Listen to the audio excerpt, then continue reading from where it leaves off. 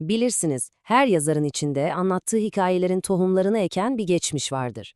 Charles Bukowski için bu geçmiş, onun edebi alter egosu Henry Chinaski'nin o acımasız ve unutulmaz çocukluğunda saklı.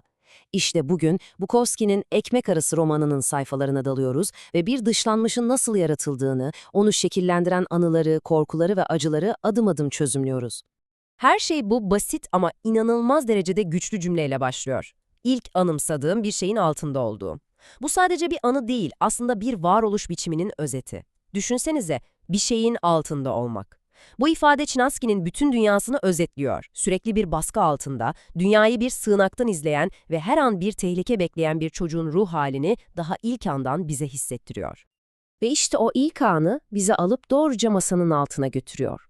Burası, Çinaski'nin bilincinin şekillendiği ilk sığınak ve aynı zamanda ilk hapishanesi. Dünyayı bir çocuğun alçak bakış açısından parça parça deneyimlediği o yer. Gözünüzde canlandırın, masanın altı Çinaski için hem güvenli bir sığınak hem de bir gözlem kulesi gibi. Bir yanda halıya vuran ışık gibi tamamen çocuksu bir merak var, diğer yanda ise ebeveynlerinin bacaklarıyla temsil edilen, bir türlü anlam veremediği o gergin atmosfer. Ve tabii ki o bükülmüş kaşık. Bu çok önemli çünkü en temel şey olan beslenmenin bile en başından beri onun için nasıl bir mücadele olduğunu simgeliyor. Aile ortamının ne kadar tuhaf olduğunu anlamak için babaannesinin bu cümlesi yeter de artar bile. Düşünün, her yemeğe başlamadan önce bir dua gibi tekrarlanan bir ölüm tehdidi. Yemek yemek bir yandan hayatta kalma meselesi ama aynı zamanda ölümle ve kasvetle iç içe geçmiş durumda. Bu garip ritüel, Çinaski'nin aile hayatının ne kadar karanlık ve acayip olduğunun altını çiziyor. Hadi şimdi odağımızı biraz genişletelim ve o geniş ailenin bozuk dinamiklerine bakalım. Çünkü Henry sadece anne ve babasının değil, etrafını saran bir başarısızlık, kin ve acımasızlık sarmalının da bir ürünüydü. Yani Henry'nin önündeki erkek modelleri ona iki yol sunuyordu. Ama ikisinin de sonu yenilgiydi. Bir yanda Ben amcayla asi, karizmatik ama trajik bir çöküş vardı. Diğer yandaysa John amcayla sefil, korkak bir kaçış. Onun için erkek olmak ya gösterişli bir şekilde kaybetmek ya da onursuz bir şekilde kaybetmek arasında bir seçim gibiydi. İşte babasının temel felsefesi. Evdeki her şeyi yöneten o baskıcı kural. Yani varlığın kabul edilebilir ama kişiliğin, düşüncelerin, sesin asla. Bu cümle resmen Henry'nin evdeki o derin sessizliğe ve yalnızlığa mahkum edilişinin ilanı gibi. Peki evden bir kaçış var mıydı? Maalesef hayır.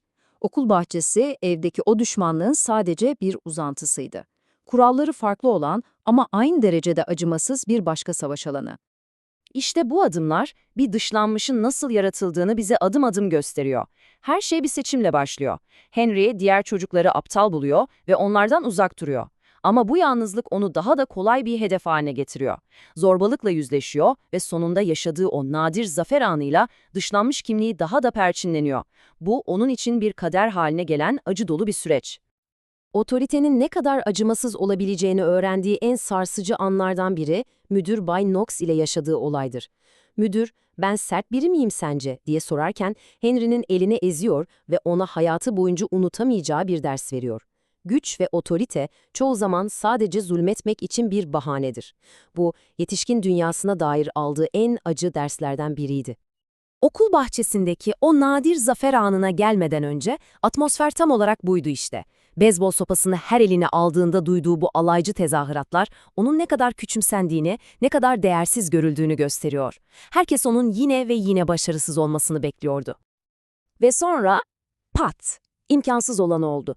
Henry topa öyle bir vurdu ki top adeta gözden kayboldu. Ama asıl zafer vuruşun kendisi değildi, hayır. Asıl zafer o an bastıran o derin, o mutlak sessizlikti. Hayatında ilk kez onu aşağılayan o kalabalığı saf yeteneğiyle susturmuştu. Gücün en beklenmedik anlarda bile parlayabileceğini öğrendiği ilk dersti bu. Peki Henry hep mi yalnızdı? Tam olarak değil. Şimdi biraz da o derin yalnızlığın arasına sızan o kısacık, genellikle de tuhaf anlara, o beceriksizce kurmaya çalıştığı bağlantılara bakalım. Bunlar kalıcı dostluklar değildi. Daha çok zifiri karanlığın ortasında anlık parlayan ateş böcekleri gibiydi. Henry'nin sosyal dünyası işte bu üç kısa ittifaktan ibaretti.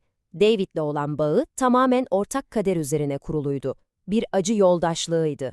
Lila Jane ise o bambaşka bir hikaye. cinselliğe dair ilk tuhaf, kafa karıştırıcı deneyimiydi. Kızıl'la olan ilişkisi ise tamamen pragmatik, güce dayalı bir ittifaktı. Her biri ona yalnızlıktan anlık bir kaçış sunsa da, eninde sonunda hepsi bitti ve Henry'nin izolasyonunu daha da derinleştirdi. Yetişkin dünyasının ne kadar akıl almaz olduğunu anlamak için sanırım en iyi örnek bu olay. Havuzda bir kadın tarafından önce haksız yere suçlanıyor, sonra da aynı eylemi yapmaya zorlanıyor. Bu tuhaf ve rahatsız edici karşılaşma Henry'e basit bir gerçeği öğretiyor. Kurallar anlamsız, insanlar tehlikeli ve dünya en az evdeki kadar, hatta belki daha da kafa karıştırıcı bir yer. Ve geldik son bölüme. Henry'nin dünya görüşünü asıl şekillendiren o temel güce, babasının sistematik zulmüne. Bakın, bu anlık bir sinir patlaması falan değil, hayır. Bu resmen metodik, planlı ve Henry'nin ruhunda derin izler bırakan bir eğitim süreciydi. Bu cümledeki o korkunç sakinlik var ya, işte her şeyi anlatan o. Babasının bu emri bir öfke patlaması değil, soğukkanlı bir prosedürün başlangıcı. Bağırma yok, hakaret yok. Sadece soğuk, mekanik bir emir. Bu da dayağı duygudan arındırıp, neredeyse tıbbi bir operasyon gibi soğuk ve mekanik bir hale getiriyor. Asıl korkutucu olan da bu. Ve işte o prosedürün soğuk aleti, ustura kayışı. Bu basit nesne, Henry'nin çocukluk dünyasında babasının hesaplanmış otoritesinin ve soğukkanlı acımasızlığının en korkunç sembolü haline gelmişti. Çim biçme olayı, babasının bu zulmünün bir disiplin meselesi olmadığını, aksine tamamen sadistçe bir oyun olduğunu gözler önüne seriyor. Bu, kazanılması imkansız, zalimce bir oyundu. Asıl amaç çimlerin mükemmel olması değil, Henry'nin kaçınılmaz olarak başarısız olması ve cezasını çekmesiydi. Babanın imkansız standardının ne kadar absürt olduğunu bu tek rakam özetliyor. Tüm o dikkatli teftişten sonra bulduğunu iddia ettiği kusur neydi biliyor musunuz? Sadece bir tane uzun kalmış çim tanesi. Ama bu cezayı uygulamak için yeterli bir bahaneydi. Babasının bu zafer çığlığı, asıl meselenin çimler olmadığını kanıtlıyor, bu Henry'nin hatasını keşfetmekten duyulan sapkın bir zevk. Kusuru bulmak, dayağı haklı çıkarmak ve kendi gücünü hissetmek, asıl amaç buydu. Ve işte babasının derslerinin acı sonucu. Babası onu sertleştirdiğini, güçlendirdiğini düşünüyordu. Ama aslında yaptığı tek şey, onun içine, dünyaya karşı asla sönmeyecek bir nefret ve yabancılık tohumu ekmekti. Güç değil, öfke yarattı. Ve tüm bu çözümlemeyi işte bu soruyla noktalıyoruz. Sevginin bir silah, evin ise bir kafes olduğu bir dünyada bir çocuk nasıl hayatta kalır? Henry Chinaski sadece hayatta kalmadı. O bu korkunç acıyı aldı ve onu edebiyat tarihinin en çiğ, en dürüst ve en unutulmaz seslerinden birine dönüştürmeyi başardı.